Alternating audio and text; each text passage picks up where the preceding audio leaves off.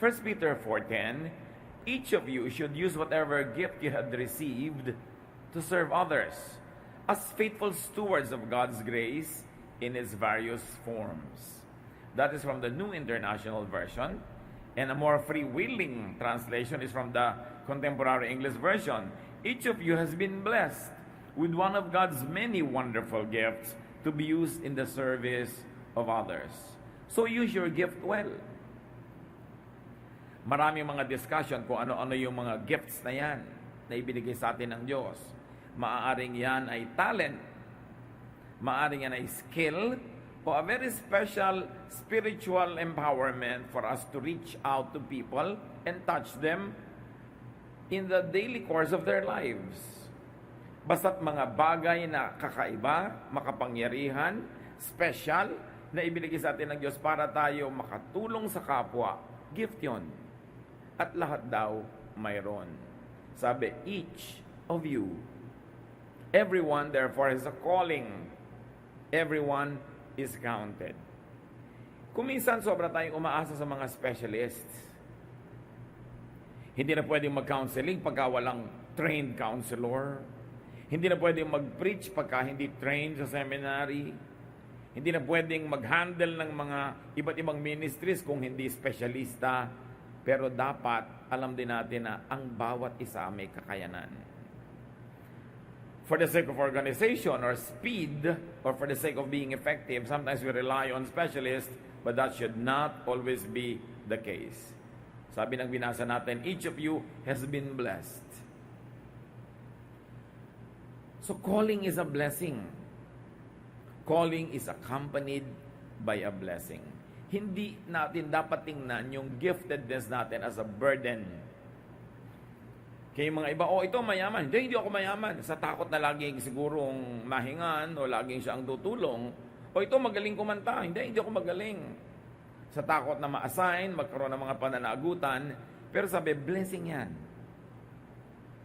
Huwag nating mamaliitin ang mga gifts na binibigay sa atin ng Panginoon. Ang galing-galing mong mag-preach. Hindi naman. Pwede mo sabihin, thank you for saying that, but praise God. Thank you for telling me. Sabihin, alam mo, ang husay-husay mo mag-counsel. Ay, salamat sa Diyos. Thank you. Praise God. Dahil dapat tayong magpasalamat, blessing yun. And we must never sacrifice the truth for the sake of modesty. Pagkabigay ng Diyos, i-celebrate, kilalanin, iangat, hindi yung tao, kundi yung nagbigay ng gift. Pero huwag nating babaliwalain yung mga kakayanan na ibinibigay sa atin ng Diyos na parang binabaliwala natin yung nagbigay. Each of you has been blessed with one of God's many wonderful gifts. So everyone has at least one gift. Loosely, let us use the word gift for kakayanan, talent, skill, specialty. Gusto niyo mo masaging spiritual, anointing. Na pagka yun ang ginagawa mo, ang mga tao, nabe-bless talaga. Lahat daw meron. Alam nyo na po ba kung anong gift nyo? Walang zero. Kaya walang excuse ang sino man na hindi mag-participate. At ano daw yan? Each of you has been blessed with one of God's many wonderful gifts. So the gift is God's. It comes from God. It belongs to God. Kaya kung ano man yung gift natin na yon, pahiram yun ng Diyos, inihabilin, ipinagkatiwala, dapat gamitin kung ang sangayon sa kanyang kalooban. Kung ano ba ang gusto ng Diyos na paggamit doon sa kanyang gift na yon. Each of you has been blessed with one of God's many wonderful gifts. So the gifts are many, varied, rich, and complete. And they are wonderful. The gifts are wonderful, awesome, powerful. And 1 Corinthians 12:7 adds a dimension to our understanding of the gifts. The Spirit has given each of us a special way of serving others. From the NIV, now to each one, the manifestation of the Spirit is given for the common good. In other words, sa bawat isang tao, merong ibinigay sa kanya ang Espiritu na makikilala mo yung Espiritu dahil sa kanya. Dahil nasa kanya, yung presensya ng Espiritu, at least in one special area of life, of ministry, of service. Sabi, binigyan ang bawat isa for the common good. What does that tell us? Magaling kang mag-counsel para sa kabubuti ng lahat ng members ng community o ng church. Magaling kang kumanta para lahat ng member ng community makantahan mo. Magaling kang magturo para pakinabangan ka at maturuan ang lahat o ang nakararami.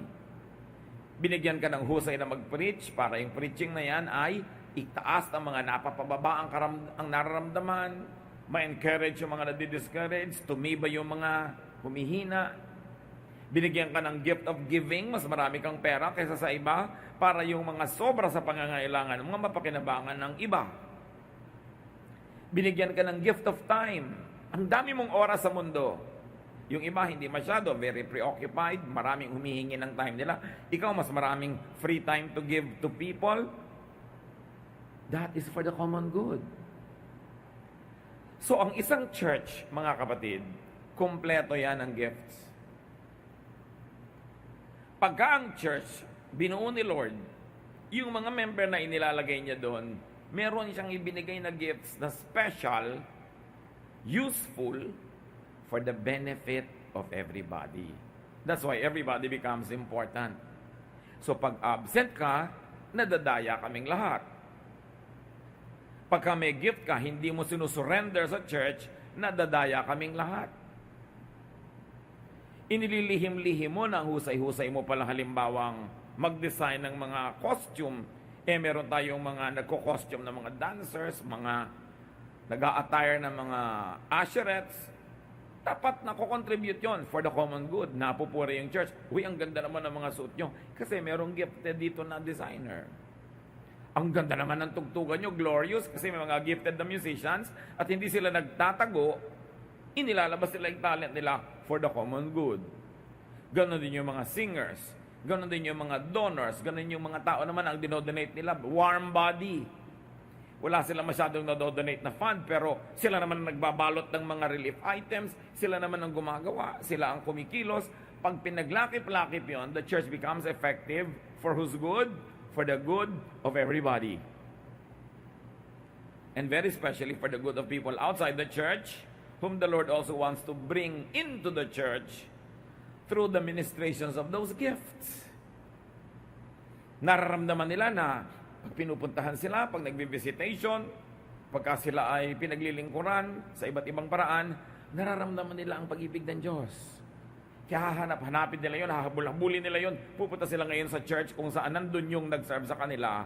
And these people are brought into the body of Christ, into the family, so that once again, they could be served. And not only that, so that they too can serve. Because remember, each one has a gift. Kung minsan hindi mo pinapansin-pansin yung isang tao sa labas, yun pala pagka nakakilala sa Panginoon at sumali sa kapatiran, payayamanin niya tayong lahat sa pamamagitan ng kanyang mga ideya o ng kanyang insights o ng kanyang mga skills. We need each one. Kaya napakaganda ng mga gifts na yon. You are unique. You are gifted. You are called for the common good. Walang gift na mas mahalaga kesa sa ibang gifts. Meron lang mas visible. And by human standards, sometimes even twisted human standards, may gifts na mas glamorous, considered by others to be. May mga gifts na mas hindi ka physically pagod, pero siguro mentally napapagod ka. May mga gifts na hindi masyadong kailangan ng maraming oras, you can do it at home. Meron talagang kailangan nandyan ka to physically do your ministry. Iba-iba. Pero hindi nagkakamali ang Diyos kung kanino ibibigay ang special gift. Kaya may pananagutan ka na yung special gift na binibigay ng Panginoon ay maisuko sa kapatiran, pakinabangan ng lahat, at habang ikay pinakikinabangan, ikay na may nakikinabang din. Dahil ang Diyos naman walang ini-assign na maging member ng church na tagabigay lang o taga-tanggap lang. Everybody gives and everybody receives. Iba-iba. Sang-ayon sa pangangailangan, sang-ayon sa panahon, from each according to ability, to each according to need. And our abilities keep on improving or changing over time, so are our needs. Kaya kung ikaw ay active sa church, at yun ang gusto ng Panginoon, yung gifts ng iba laging nami-minister sa iyo, at yung gift mo nami-minister sa iba, there is a healthy exchange. Don't mistake church attendance for church membership. For membership in the family, because a household member has a household chore to do. Iba yung bisita, iba yung talagang miyembro ng pamilya. Meron kang gawain. Dapat malinaw sa bawat isa na kailangang makita niya kung ano yung gift niya at gumawa siya according to that giftedness. Na hindi siya bisita. Miyembro siya ng pamilya.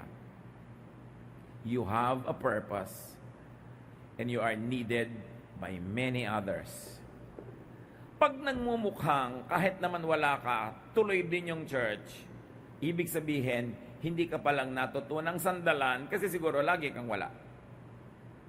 Pero parang pag merong hindi matutuloy na activity dahil wala ka o maiiba yung quality o kulang yung ganda, kulang yung taas ng level ng husay, then ibig sabihin, you have made yourself useful already. You have a part to play.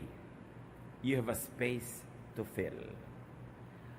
Mahalaga na unawain, dibdibin, at talagang isakatuparan ang tunay na kahulugan na maging anak ng Diyos.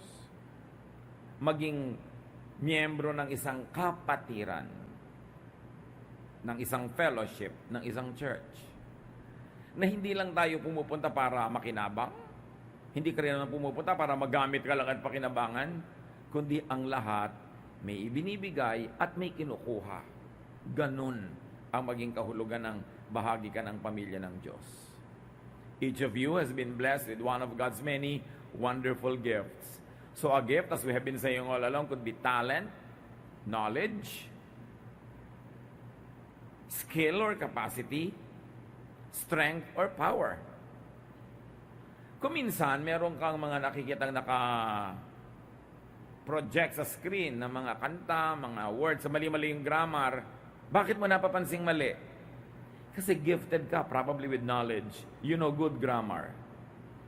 If you always notice it, especially if it annoys you, you can volunteer and say, I will come 1 hour before the worship and review all the things that you will project, and I volunteer to correct all wrong grammar for God's glory and for everyone's benefit. Pag nakakakita ka kapatid ng reklamo sa church, it's probably very valid. But you know why it's being corrected? Kasi nagrereklamo ka lang, pero hindi mo inilalagay yung warm body mo para solvein yung problem na yon. Parang may mga kapatiran tayo na sabihin, bakit ang luma-luma naman ng mga banyo? So ang ginagawa nila, sila na mismo yung nagre-repair. Dala-dala yung tauhan, dala-dala yung mga tiles, binabakbak nila o di gumanda. Tumigil sila. Hindi sila tumigil sa pagrereklamo lamang. Meron silang ginawa. Kasi pag ikaw ang nakakapansin ng kulang, ibig sabihin, alam mo kung anong dapat nandun. Sinong inaasahan mo ngayon maglalagay nun? Anghel? Sa church naman, 99.99% ng lahat ng tao, volunteers lang, bihira naman talaga yung worker ng church, konti. At pag inasa mo sa kanila lahat ang gagawin, edi hindi magagawa lahat. Dahil nga wala, dapat na mayroong ideya na para silang bisita. Pag sinabi niya ng mga silya dito, ang alikabok, sa susunod, pagdating mo, may dala ka na ngayong magagandang basahan. Aagahan mong dating, pupunasan mo lahat, o di hindi na maalikabok. Pag ang reklamo mapatuloy na paulit-ulit, ibig sabihin, wala kang ginagawa para solvein yun, inaasa mo sa iba. Hindi ka naman pumupunta sa mall na may mga may-ari, may mga tindang pinagtutubuan ka. At aasahan mo ngayon good service. Dahil sa church, bawat isa may gift. Bawat isa may pananagutan. At kung ikaw ang nakakapansin ng kulang o weakness, ikaw ang tinatawag ng Diyos para yun ma-solve. So masisisi ka rin kung ang tagal-tagal na hindi pa nalulutas. Halimbawa, napapansin mo, para yatang kulang yung mga singer, kulang ng voice, kulang ng ganito. Therefore, alam mo yun, marunong ka ng musika, di ka sumali. Because the church is everybody's work. No one is a guest except the first-time guest. Ngayon, first-time guest ka, bumalik ka ulit dahil gustuhan mo. Pagbalik mo, don't behave like a guest anymore. You're already a member of the family. Dahil gusto mo pala, nabe-bless ka, so magiging blessing ka rin. Alam niyo, pag ginawa natin lahat yon, the churches of the Lord, the local churches everywhere, will be more wonderful than they are now. More powerful, more effective. Therefore, it is for everyone's benefit. Kailangan willing ka. Hindi pa tapos yung closing song, nagtatatakbo ka na palabas para mauna kang umalis sa parking lot. Ba't ano yung pinag-aapura? Hindi yung gusto mo, yung naka-reserve ang isang buong row para sa mga kaibigan mong wala pa, tapos may mga wala nang maupan, nagkakainisan na tuloy, nagsisimula pala yung worship, meron ng masasamang espiritong nakakubabaw sa mga tao because people are not behaving responsibly. May dala-dala kang bata, maganda, nakakarinig din, pero gaano katagal ang attention span ng bata? So nakabantay ka, pag alam mong medyo naglililikot na siya, kinakalog-kalog na niya sa yung silya ng katabi mo, babantayan mo na yung bata dahil hindi ka na blessing nun. Kakaanoy ka na nun. Yung tao ngayon naiinis na, nagngangad, gusto na niya talagang sabukain yung batang dala-dala mo. Pumunta siya dito para ma-bless, umuwi na iinis. Sinong may kasalanan? Ngayon sabi mo, iaasa natin sa mga asheret. Hindi naman lahat ng asheret, nakikita lahat. Tsaka kumisan yung asheret, 2 weeks pa lang, hindi pa siya sanay. Minsan pandilatan lang ng medyo masungit na mga attendee. Yung asheret, nagtatago na doon sa may likod dahil volunteer din naman siya. So meron kayong nakikitang kalat, damputin nyo. Nakikita nyo yung bata, sawayin nyo, lalo kayo yung magulang. At kung nalilimutan ng magulang dahil aliw na aliw siya, ipaalala nyo. Pananagutan nating lahat na magkaroon ng kaayusan. Hindi yan assignment ng 3 o 4 na tao. Pag na-realize natin that the Lord is the head of the church and the body is His body and all of us are parts, we should all function so that it works well. So there's that power to help, to uplift others for the well-being of the community. Pag pupunta pa lang tayo sa church, handa na natin yung loob, I will contribute to the well-being. Pag may nakita ako na kasimangot, hindi ko sasabihin, ang suplado naman mga tao dito. Ako na unang ngingiti. Baka nagkaroon siya ng trahedya ngayong maghapon. Baka ang dami niya naging problema. So, imbes na intindihin niya ako, akong uunawa sa kanya. Kasi alam niyo mga kapatid, iba-iba din tayo ng oras ng strength. May panahon, kaya mo naman na ikaw yung giver. Giver ng smile, giver ng attention, giver ng pasensya. Tuwing kaya mo, ikaw ang mag-assume ng role na yon. Para sa konting panahon na hindi mo kaya, alam ng Spirit, a-assignan ka naman niya ng tutulong sa'yo kasi sa panahon na yon, hindi mo kaya. Ganon din sa pamilya. Bakit nagtatagal yung mga mag-asawa? Kasi pagka alam mong inis na inis yung asawa mo, ikaw naman, medyo kaya mo naman pagpasensyahan, ikaw na yung nagpapasensya, hindi mo na sinasalubong. Kahit pagod ka rin nung maghapon na yon, pero alam mong mas pagod siya, mas giver ka ngayon. Other times, mas kaya niyang siya naman yung umunawa, ikaw nang uunawain niya. Bigayan lang. Panahon. Kasi iba-iba lang tayo ng panganahon ng kahinaan at kalakasan. Remember, meron tayong pananagutan sa isa't isa. Hindi pananagutan ng pastor na ang lahat pasayahin. Hindi pananagutan ng usher na ayusin ang lahat. Kung saan ka naka-assign, dapat ayusin mo yon. Be the soul wherever you are standing or sitting. Kung saan ka inassign ng Diyos na lugar, napalagay ka doon, ikaw ang maging espiritu doon na representative ng Diyos.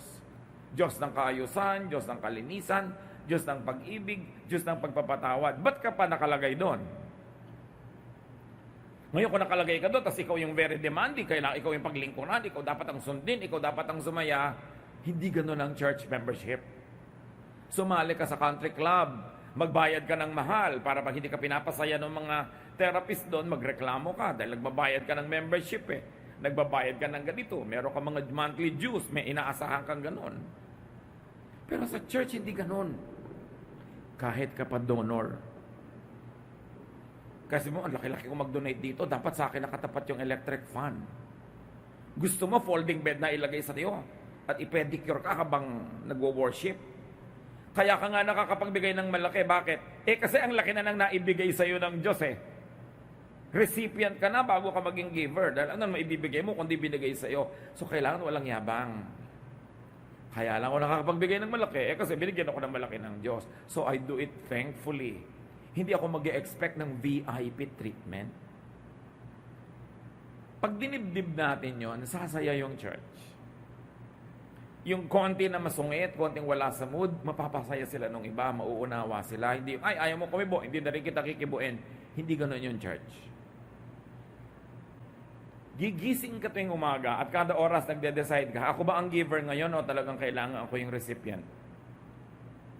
And most of the time, kaya natin na tayo yung giver. So, meron akong mission. Yung makatabi ko, tutulungan ko. Baka meron akong kasabay naglalakad na nanghihina na pala, nahihilo. Baka pwede kong ihatid. Yung palampasin natin, yung ibig sabihin ng church, sa pag-upo at pakikinig, kasi wow, ang ganda ng message, sa kakabless, as uwian na, tas walang talab. Pagka ang pag-ibig ng Diyos, nararamdaman ng tao from us, from the other brothers and sisters, they will keep on falling in love with the church. And they will be encouraged to love the church more and to be better givers of time, talent, treasure, whatever it is, and everybody will be enriched. Pero pag nagkanikanyang selfishness, nagkanikanyang self-preservation, nagkanikanyang domain and territory, it will be a divided body and it will not be happy. So each of you has been blessed with one of God's many wonderful gifts to be used. The gift is for a purpose. It is to be employed. Hindi siya dekorasyon. Dapat may saysay. And it is to be used in the service of others. Ang anak ng Diyos, tuwing nasa kapatiran, naghahanap ng mapaglilingkuran. At kahit wala siya sa kapatiran o sa church, naghahanap pa rin siya ng mapaglilingkuran because through the service that this person will give, the one who is served will feel the love of God and will be drawn to that love because love is always attractive. Bakit yung mga iba, tinext lang 3 beses ng office mate na in love na? Because pinapansin. Attention is addictive. Tenderness is addictive. Love is attractive. So dapat ang attraction ng church, beyond its eloquence, beyond its intellect, is its love. Because love is always relevant. And that's what everyone needs. Huwag lang nating isipin, kailangan ko may magmahal sa akin. Ganyan yung mga mag-asawa, kaya nag-aaway. Yung mga magnobyo, nag-aaway. Dahil hindi mo ko minahal, hindi mo ko naalala, hindi mo ko pinagbukas ang pinto, hindi mo ko hinintay. Yung puro ako. Pero kung ikaw ngayon yung giver, you don't notice it, but people fall in love with you. And that's what people should feel about the church. That they love being there because there is love. And love happens when we serve others. The gifts are other-centered, not self-centered. So, sabi, use your gift well. It is an inevitable conclusion. So, use your gift well. It was imperative. Utos. Hindi sinabing, use if you might. Please, sabi, use your gift. And you say, bakit naman inuutos sa akin? Hindi naman sa iyo yan, binigay nga sa iyo. At saka alam naman nakakatanggap ka ng gift ng iba, tas wala kang binibigay. Nabe-bless ka sa Bible study, nabe-bless ka sa preaching, nabe-bless ka sa singing. O ikaw, paano ka naman magiging blessing? Use your gift. Revelation 20, verse 12. I also saw all the dead people standing in front of that throne. Every one of them was there, no matter who they had once been. Several books were opened, and then the book of life was opened. The dead were judged by what those books said they had done. It is not in contradiction with salvation by faith, but the Bible is clear that true faith works. Sabi, sa pagwawakas ng panahon, ang lahat ng tao ay nakaharap sa Panginoong Yesus at binuksan ang lahat ng libro. Bawat isa may tala, bawat isa. At nakatala doon ang bawat bagay na ginawa ng bawat isa. Recorded. And they were judged according to what the books recorded. Sana huwag tayong gumawa ng mabuti dahil lang gusto mong hindi ka mapahiya o marami kang premyo, kundi ang paggawa kasi ng mabuti, premyo na mismo. Marami nagtatanong, Pastor, paano po ba ako mas sasaya? Paano po ako mas magiging kontento sa buhay o makakaramdam ng mataas na uri ng buhay na beyond existence lang? And I always have one counsel: do good. Ibang magpasaya ang paggawa ng mabuti. Kasi nilikha tayo sa image ng Diyos. We were created to do good works. Pinilipit lang nga tayo ng kasamaan, ng kasalanan. Kaya yung iba gumagawa ng mali, pero kahit pa hindi natin aminin, laging merong guilt pag gumagawa tayo ng hindi maganda. Pag may dapat ka ibigay sa kapwa na kaya mo nang ibigay, tapos hindi mo binigay, may lungkot ka. Meron kang nararamdaman ako lang sa buhay. Pag wala kang saysay, hindi ka pinapakinabangan ng iba, wala kang nagagawang mabuti, meron kang hindi mahanap-hanap na kaligayahan na hindi mo malaman kung saan nahanapin, pero natatagpuan lang pala yon sa paglilingkod sa kapwa, sa paggawa ng mabuti. Sa palagay nyo yung iba, bakit nagpapakahirap sa paggawa ng mabuti? Yung pera nila sa halip na pangkanila na lang, sinishare pa sa iba. Bakit sa halip na tahimik sila makontento sa bahay nila, nagpupunta sa mga disaster area para tumulong doon? Bakit kailangang mag-volunteer? Bakit kailangang mapagod? Kasi may nararamdaman din na saya, na ligaya. Ibang uri ng reward ang nararamdaman. At yun lang gumagawa ng mabuti ang nakakadama nun. Kaya hindi kayo nagtataka pa ulit-ulit sila nang sila yung gumagawa ng mabuti. Kaya dapat buksan natin yung ating isip, yung ating experience na maranasan yun, kundi pa natin nararanasan. Hindi tayo nilikha para lang maging consumers, para lang laging lamang o manalo. Napakarami rin kaligayahan sa pagpaparaya, sa pagbibigay daan o luwag sa ating kapwa. Kasi, na-deprive man yung body mo, pero yung spirito mo napayaman. Wala namang kwenta yung pagod ng katawan. Itulog mo lang yan, tapos na. Pero yung pagod ng loob, yung hirap ng loob, napabiling-biling ka, hindi mo maitulog-tulog, hindi mo malaman kung lulusong ka o ahon, lilipad o lalangoy para maghanap ng hindi mo malaman kung ano.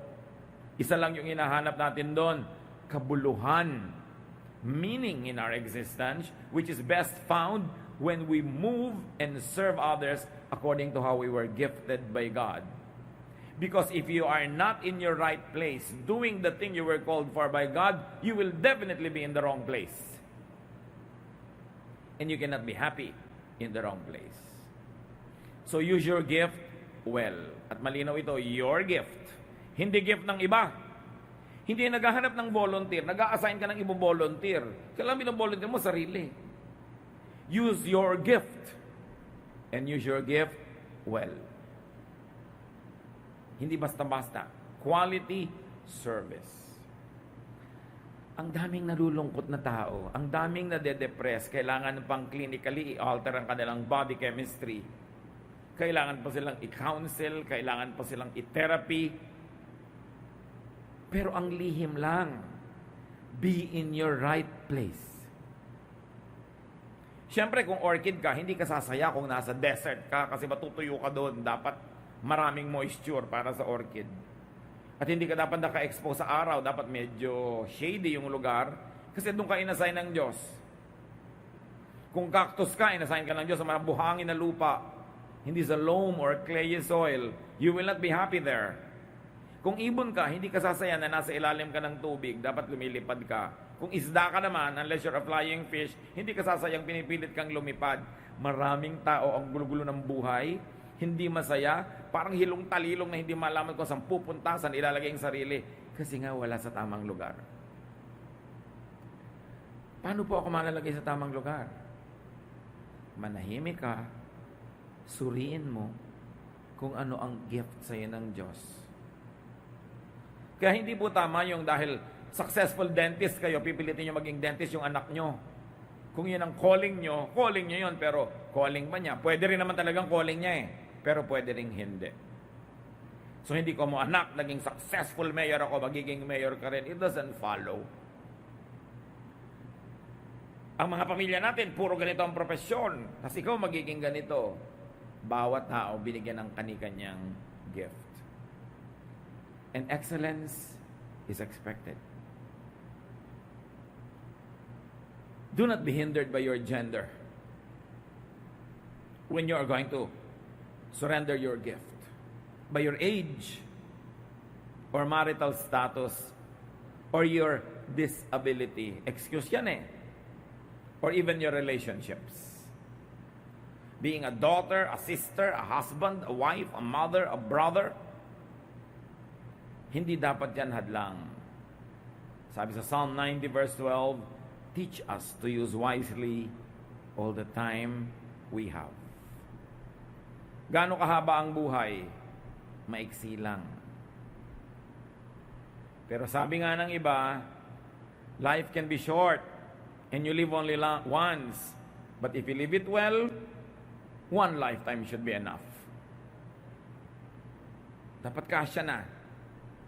Pag tinatawag ka na ng Panginoon para sumakabilang buhay, hindi ka na humihingi ng tawad o extension dahil, kasya na. Nagawa ko na ang dapat gawin. Naibigay ko na ang dapat ibigay. Natanggap ko na ang dapat tanggapin. Lumagay ako sa aking lugar. Naging blessing ako sa iba. Na-bless ako ng iba. Tatawagin na ako ni Lord. O di pwede na. Kailangan lang you live it well. Identify the gifts God gave you. Ano po ba, pastor, ang gift na binigay sa akin? Paano ko malalaman? Usually, that which you love doing. You begin with your love because God is love. What do you love to do? Kung hindi mo love gawin yon, malamang hindi yun ang calling mo. Or hindi ngayon, baka next week, maiiba ka na, mag-develop ka, malove mo na, pero baka hindi pa ngayon. Pero usually, it is the what you love doing. So, madali na yan. What do you love doing? Pero meron pa. People love and appreciate when you do it. So, masaya kang ginagawa mo yun, pero hindi lang ikaw masaya, masaya din yung iba na ginagawa mo yun.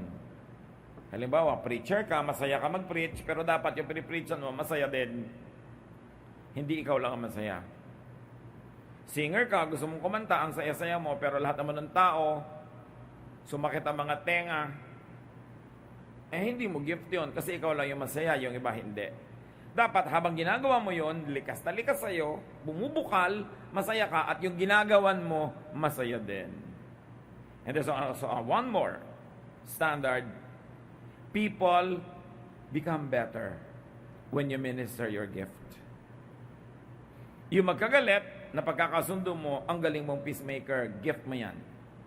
Pero pag napapasin mo, yung mga magkakagalit, yung sasali ka lalong gumugulo, hindi siguro yun ang gift mo. So, merong nalilito pagka ipinanalangin mo, hindi man lumiliwanag lahat pero nagkakaroon siya ng contentment and peace, may gift ka of praying for people. So, gusto mong gawin? Gusto ng iba na ginagawa mo at maganda ang bunga para sa kanila at para rin sa'yo. Ito yung ginagawa mo yon. Ano man ang gift mo, kapatid, develop and use your gifts. Tungkulin mo yun sa sarili mo nang may mailista naman doon sa libro na pag binuksan, may laman. Ikaw lang ang pwede maglagay doon, hindi ang iba. This is the way to find more meaning and to be more meaningful now. Kung mayroong hanggang ngayon hanap pa rin ang hanap ng kanyang kalulugaran sa buhay, consider ministering your gifts to people. Hindi yung mag-aaral ka ng isang course dahil yun ang usong course.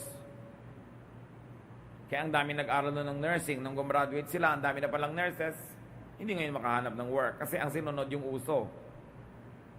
Nag-aral ng culinary arts kasi uso, pag-graduate niya, lahat na chef, so wala siyang ilagyan.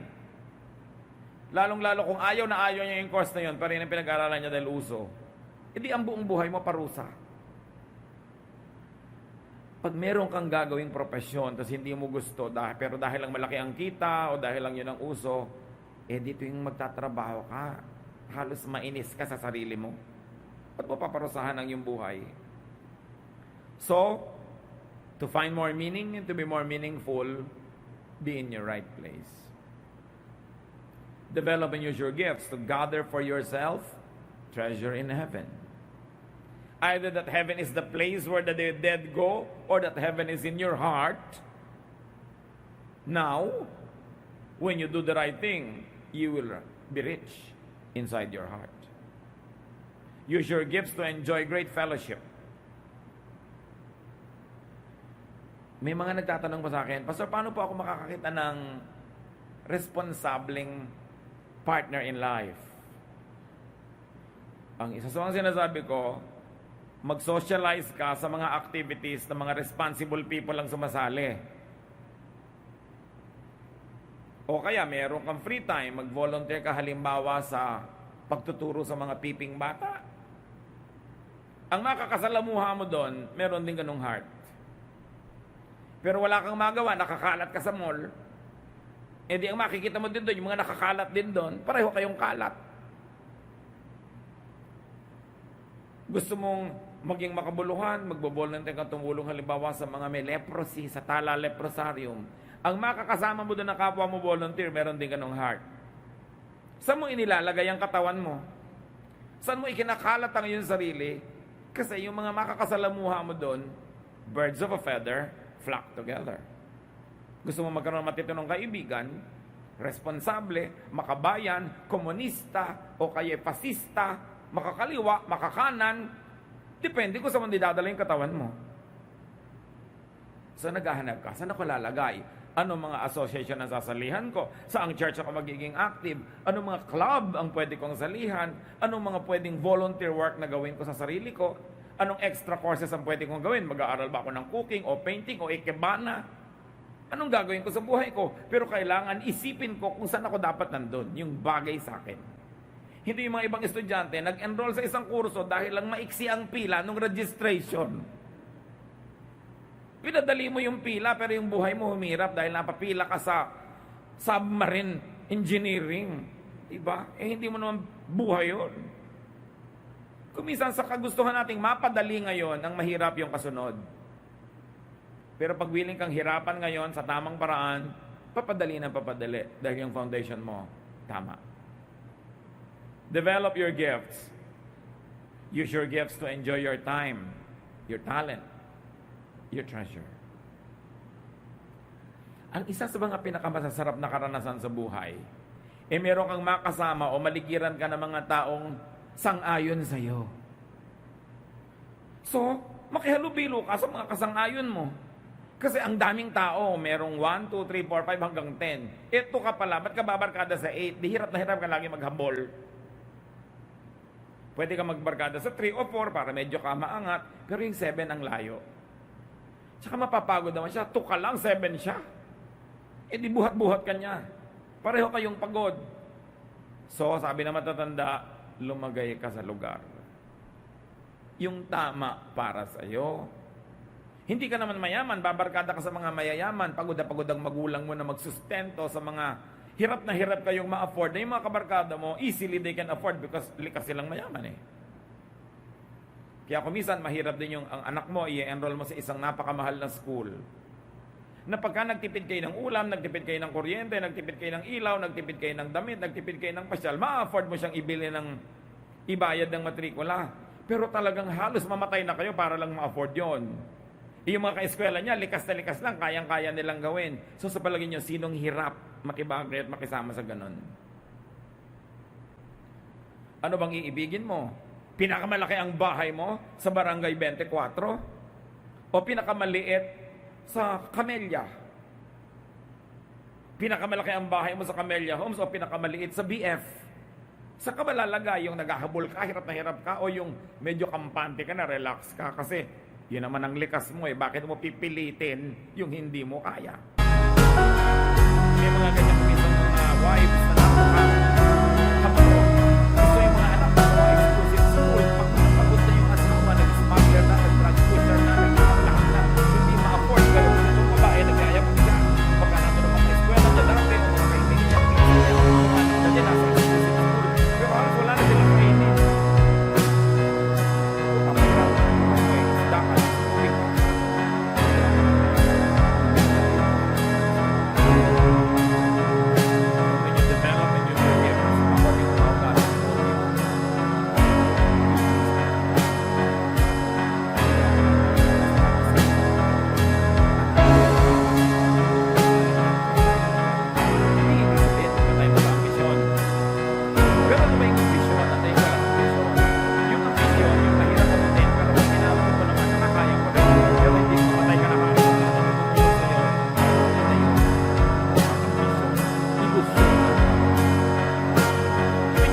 Ka ng konti, mahirapan ka pero nagagawa mo, yun ang inaambisyon. Pero yung unreachable with your and within your context, that is an illusion, not an ambition. Mahirap yung nakikipaghabulan ka sa kayang-kayang tumakbo. Nakikipagpaligsahan ka dun sa likas na kaya nila pero ikaw hirap na hirap sumabay. Why live that way? So kailangan meron tayong ginagawa at sa ginagawa natin may nakikinabang. At pagharap natin sa Diyos, meron tayong maipakita. Ano yon? Anong accomplishments? Anong tunay na accomplishments? Hindi yung ang dami mong award. Hindi ikaw yung pinakamayaman o pinakaganito. Ang tunay na accomplishment, dadali mo sa Panginoon, mga buhay ng kapatiran na nag-improve dahil ginamitan mo ng gift mo. Mga madidilim na isip na nagliwanag, naguguluhan na umayos, nahihirapan na natulungan, gusto nang bumigay, pero dahil sa iyo, lumaban pa at nakaya pa, iyan ang ipepresenta mo sa Panginoon, accomplishment. Not awards that the world gives, not the wealth that the world salutes to, but lives that have become better because you ministered your gifts to them.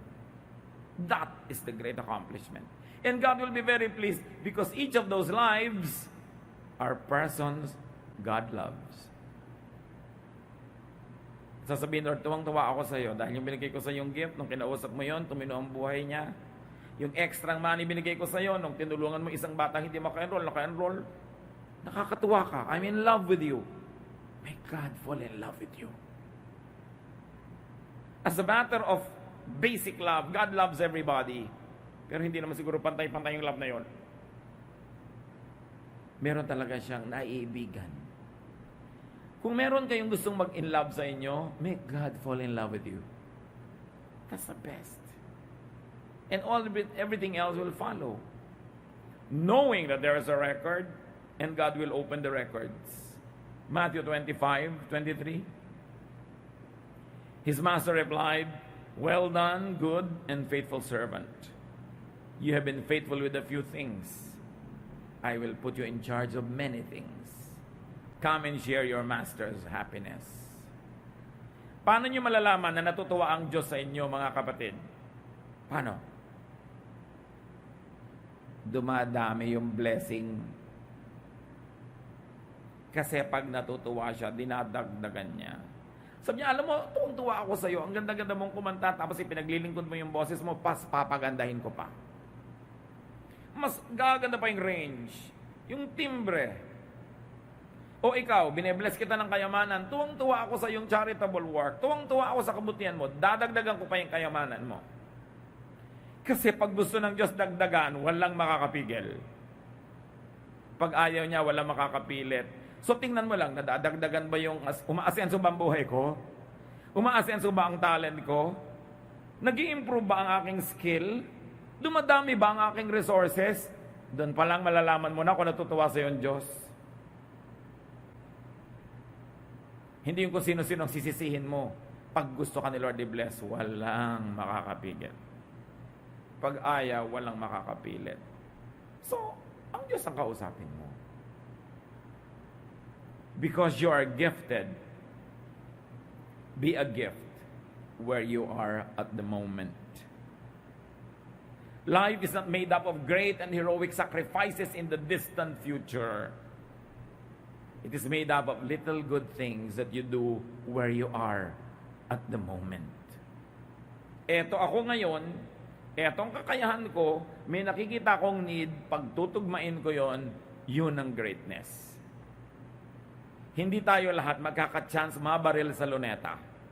Ibigin nyo man, pero siguro ayaw nyo. Hindi tayo lahat mamumuno ng mga himagsikan o magiging presidente. Hindi tayo lahat magiging senador dahil ganito, dahil ganyan. Hindi lahat magiging ganon. Pero lahat may kakayahan na maging dakila. Kung gagawa ka ng mumunting mga dakilang bagay, kung saan ka naron sa oras na yon. Yun ang mahalaga at nagmamasid ang Panginoon. Huwag tayo mag-aksaya ng chance. Every day, life is full of heroism. Every place, every moment, there is a need for you. The only question is, will you rise up and say, I am here, O God, send me. Use me as a blessing now. Dear Lord, nagpapasalamat kami sa inyo dahil binibigyan nyo kami ng halaga. Pwede naman kayo magpaandar ng lahat ng bagay automatically, pero bakit kailangan pa kaming sumali? Because you want us to feel good about ourselves. Because you want us to feel needed, and you want us to need other people, so we will value them also. Open our eyes, our minds to this truth, that we are not alone, we are not individuals, we are parts of one great body, and your Son Jesus is the head of that body. Turuan mo kaming suriin ang mga binigay mo sa aming kakayanan at maging matapat kami sa pagkakaloob nun sa iba. At maging makumbaba kami, Lord, na tumanggap din ng mga kaloob galing sa iba. Because you have created us to need one another and to answer the needs of one another. Pagbulay-bulayan natin, mga kapatid, nagkukulang ba tayo sa pagbibigay o nagkukulang tayo sa pagtanggap? Maaaring bigay tayo ng bigay pero ayaw nating tumanggap. Hindi rin pwede yon. We must participate. As we inhale, we exhale. As we give, we receive. That's what life is about. Panginoon, sa amin pong pagbubulay-bulay, ipakita mo sa amin kung kulang kami sa pagbibigay o kulang din kami sa pagtanggap. Maaaring may pride pa kami. Maaring ayaw naming kumilala sa gifts ng iba. Pakita mo sa amin yung ganda ng interdependence in one another. And teach us to be dependent, to be responsible, so that whatever gifts you gave us may be used to help people and to glorify you.